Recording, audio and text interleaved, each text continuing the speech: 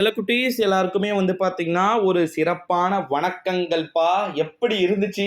ஏ type, B type ஆ கடைசி ஒரு எப்படி சொல்றது? மெயின் வில்லன சமாளிச்சுட்டு வந்திருப்பீங்க. 12th ஸ்டாண்டர்ட் மேக்ஸுக்கு ரொம்ப ஈஸியா வினாக்கள் வந்து இருந்துச்சுப்பா. Last exam. So 11th standard maths ஆகிய உங்களுக்கு எப்படி இருந்துச்சு? எனக்கு தெரிஞ்சு கண்டிப்பா ஈஸியா இருந்திருக்கும் அப்படின்னு நானும் நினைக்கிறேன். ஸோ உங்களுக்கு எப்படி இருந்துச்சு அப்படின்னு சொல்லிட்டு கமெண்ட் செக்ஷனில் சொல்லிவிடுமாறு கேட்டுக்கொள்ளப்படுகிறது. ஏ டைப் பி டைப்கான 2 ஆன்சருக்கையுமே கீழே டிஸ்கிரிப்ஷன்ல டெலிகிராம் குரூப் லிங்க் இருக்குப்பா. ஓகேங்களா? ஸோ டெலிகிராமில் A to Z வந்து உங்களுக்கு எல்லாமே வந்து கொடுக்கப்பட்டிருக்கு. அதனால வந்து நீங்கள் டெலிகிராமில் ஜாயின் பண்ணிக்கோங்க. எப்படி இருந்துச்சு? ஓகேங்களா? 2 மார்க் கம்பல்சரி எழுத முடிஞ்சிச்சா?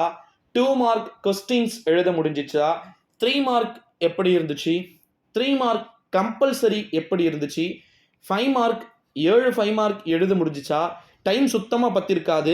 தமிழ் மீடியம் ஸ்டூடெண்ட்ஸ் கணித பாடம் எப்படிப்பா இருந்துச்சு? மறக்காம இப்போ நீங்களும் சொல்லுங்க.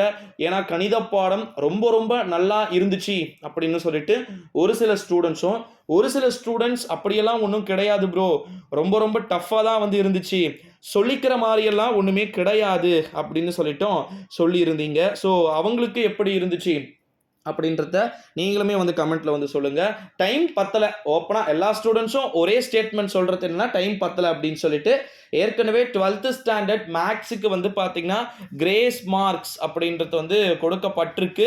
மேபி வந்து பார்த்தீங்கன்னா உங்களுக்குமே கூட அந்த கிரேஸ் மார்க்ஸ் அப்படின்றது கொடுக்கப்படலாம். இப்போ தெரியாது, இன்னும் 2 டேஸ்க்கு அப்புறமா எல்லா கொஸ்டின் பேப்பரையும் டீச்சர்ஸ் வந்து அனலைஸ் பண்ணி எல்லாத்தையுமே பக்காவாக பண்ணி அழகாக மேட்ச் பண்ணும் போது தான் வந்து பார்த்தீங்கன்னா அதுக்கான ஒரு டோட்டல் ஃபுல் ரிசல்ட்டுமே வந்து பார்த்தீங்கன்னா நமக்கு தெரியறதுக்கான சான்சஸ் வந்து பார்த்தீங்கன்னா இருக்கு அப்படின்னு வந்து சொல்லலாம். பட் ஆனால் ஒன்று 11th ஸ்டாண்டர்ட் மேக்ஸை பொறுத்த வரைக்கும் ஒரு கம்ஃபர்டபுளான ஜோன் உங்களுக்கு இருக்கு அப்படின்னே வந்து சொல்லலாம்.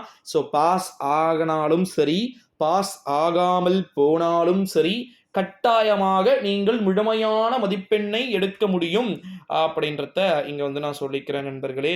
ஸோ ரொம்ப எளிமையான முறையில் வினாத்தாள்களுடைய வடிவமைப்பு இருக்கணும், எல்லாமே ரொம்ப ரொம்ப ஈஸியாக வந்து கேட்கணும் அப்படின்றது தான் என்னுடைய கான்செப்டாகவும் வந்து இருக்குது. ஸோ வெயிட் பண்ணி பார்க்கலாம். ஸோ உங்களுக்கு எப்படி இருக்கும்னு நீங்கள் நினைக்கிறீங்க?